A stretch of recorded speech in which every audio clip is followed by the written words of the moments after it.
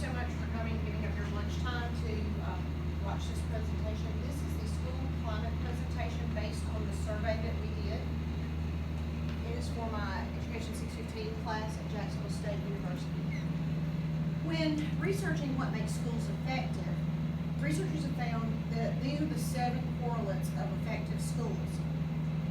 Instructional leadership, clear and focused mission, safe and orderly environment, a climate of high expectations, frequent monitoring of student progress and positive home-school relations, and the opportunity to learn and student time on task.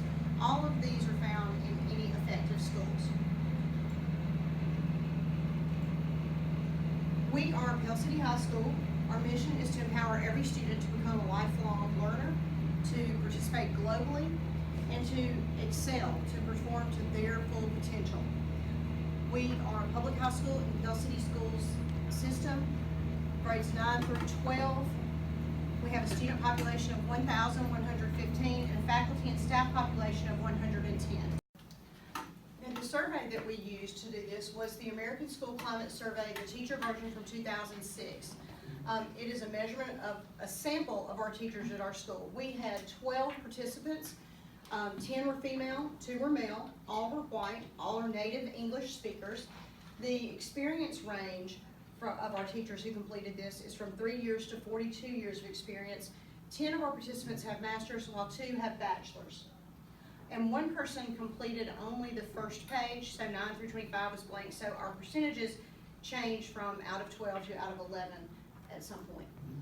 All right, so when asked if they were currently pursuing in-service opportunities to improve themselves as educators, 91.7% of our respondents said that they were. The same 92% of educators say that they have sufficient opportunities to learn new instructional methods. And when asked if our administrators trust our professional judgment, 83% of us said yes, with 8.3% in each category not sure or disagreeing. I think that this may have something to do with the changes that we've experienced as a system recently. When talking about professional development and whether more would be beneficial, 8 of us strongly agree or agree that it would. Only 1 strongly agrees and does not want any more. So when we focus on clear and focused mission, we talked about what our mission was at the beginning. 100% of the teacher surveyed say that they respect teachers. The one thing that I found odd about all this was that we all respect the teachers. You can see that yellow is agree and green is strongly agree. All of these are the same, but when it comes to thinking about other teachers, we aren't 100% sure that everybody is supporting a positive climate for the students. When asked if they felt our school was a safe place to work, 92% believe that it is. Accordingly, 92% agree that students do not fight very often at our school. But we have a bigger disparity here. 18% think that students may carry guns or knives, but almost 50% disagree with that. What I find interesting here is that 75% of the respondents agree that they have been able to deter bullying among students, but when asked if you have to address bullying behavior in your classroom or at the school at least once a month, 36% disagree, and only 2 of the people strongly agree and 5 agree. So why is there a disparity, do you think?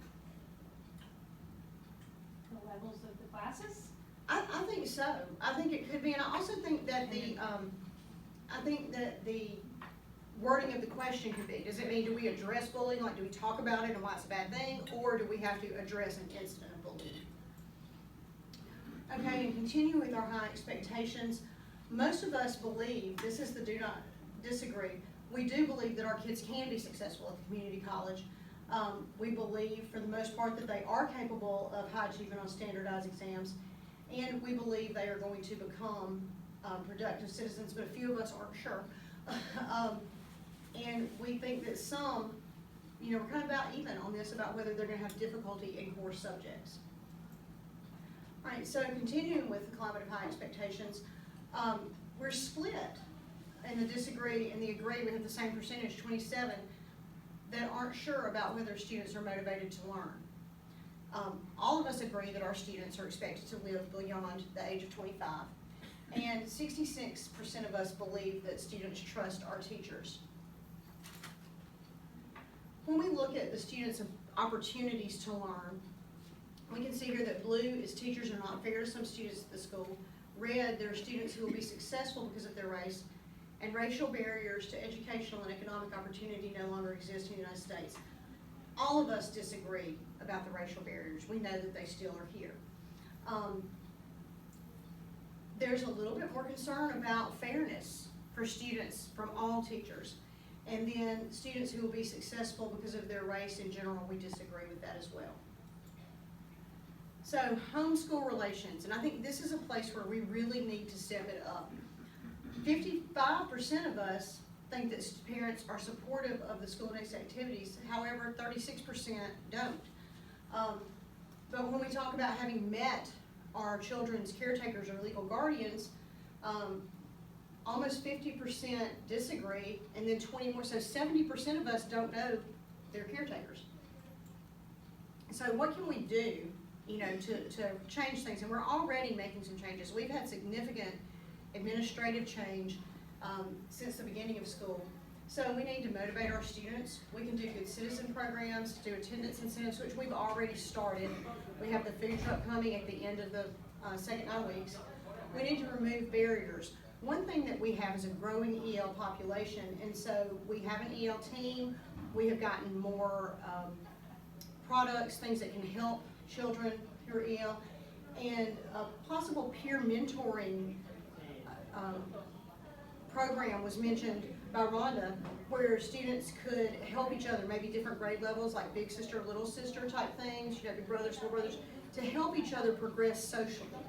And then the last thing, and maybe I think the most important thing that we need to do, is engage our parents. One way we could do that for our EL community is to provide information in their native languages, to send home good news notes and phone calls, because if we can engage these parents, I think we can take care of our attendance issue, because as we've talked about, it is a community issue, not just an issue at this school in our system. Does anybody have any questions? Okay, well, thank y'all so much again for giving me your lunchtime, and I appreciate you.